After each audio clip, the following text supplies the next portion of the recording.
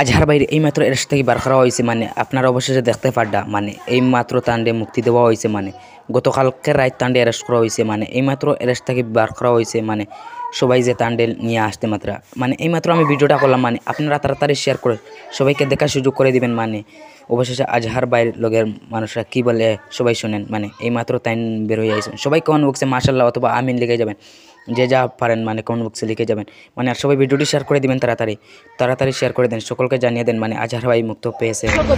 সবাই কমেন্ট বক্সে আইনটা নিজস্ব গতিতে চলতে আমাদের করিমগঞ্জের মাননীয় এসপি মহাশয় যথেষ্টভাবে সময় সময় মানে চেষ্টা করে যাতে আজকের আজহারের মুক্তি তার প্রমাণ।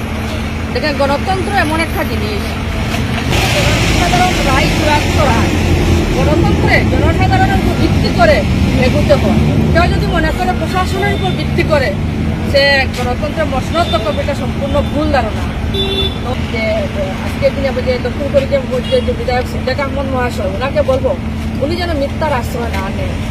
দেখেন, মিথ্যাকে মানে ছড়িয়ে দেওয়া যায় কিন্তু প্রতিষ্ঠিত করা যায় না। তো আজকে উনি মিথ্যাকে ছড়িয়ে দিয়ে একটা বিরাট একটা পদক্ষেপ নিতে চাইছিলেন, কিন্তু সেটা ওনার পক্ষে সম্ভব হয়নি, কারণ সত্য চাপা থাকে না, সত্য বেরিয়ে আসে।